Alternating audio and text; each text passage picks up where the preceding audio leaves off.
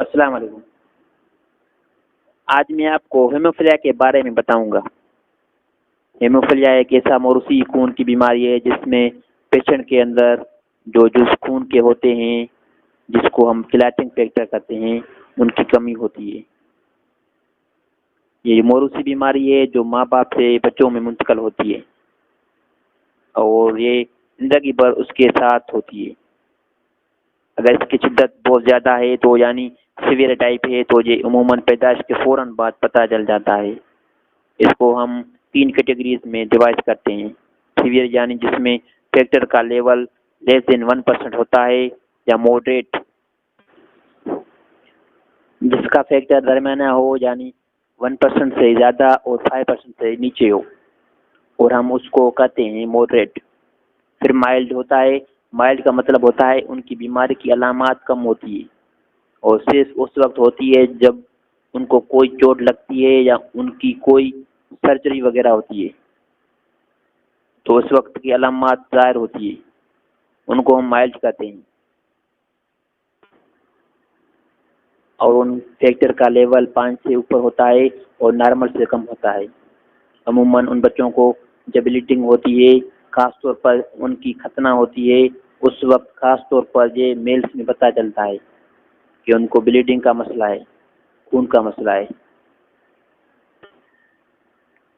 جس میں بار بار ان کا خون بہنے لگتا ہے اور لمبے عرصے تک بلیڈنگ ہوتی رہتی ہے۔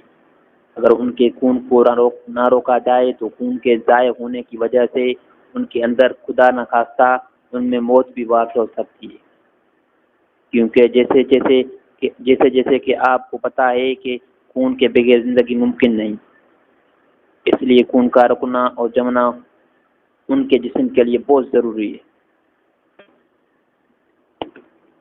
خون جسم کے کسی بھی حصے سے بڑھ سکتا ہے، چاہے وہ ناک سے ہو، منہ سے ہو، خطرناک کے وقت ہو، کسی بھی قسم کا آپریشن ہو رہا ہو اس وقت ہو، یا ان کے اندر مسلس میں بلیڈنگ ہو، یا جوڑوں میں۔ عموماً ہیموفیلکس زیادہ تر جو بلیڈ کرتا ہے وہ جوڑوں میں کرتا ہے۔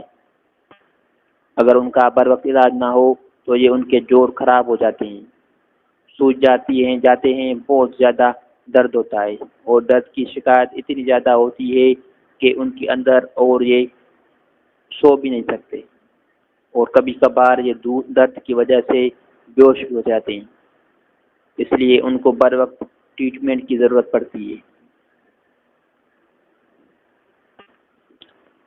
ٹریٹمنٹ ان کے اندر انہی چیز کا ہونا چاہیے جس چیز کے فیکٹر کی کمی ہے، جیسا کہ اگر ہیموفیلیا اے ہے جو فیکٹر 8 کی کمی کی وجہ سے ہوتا ہے تو بر وقت اس کا ریپلیسمنٹ ہونا چاہیے، یا اگر ہیموفیلیا بی ہے تو اس کو فیکٹر 9 ملنا چاہیے۔ ہیموفیلیا کی طرح کی ایک اور بیماری ہوتی ہے جس کو ہم وون ویلیبرینڈ کہتے ہیں، جو مرد میں بھی ہو سکتی ہے اور خواتین میں بھی ہو سکتی ہے۔ یعنی ہیموفیلیا عام طور پر مرد حضرات میں ہوتی ہے یا لڑکوں میں پائی جاتی ہے، لیکن وون ویلیبرینڈ ڈیزیز دونوں میں ہو سکتی ہے، یعنی مرد اور عورت دونوں میں۔ اسی طرح آپس میں شادیاں کرنے کی وجہ سے یہ جو ہمارے ملک میں بہت کامن ہے، اس کی وجہ سے ہم موروثی بیماریاں جس کو ریئر بلیڈنگ ڈس آرڈر کہتے ہیں، جس میں فیکٹر 7 کی کمی ہو جاتی ہے۔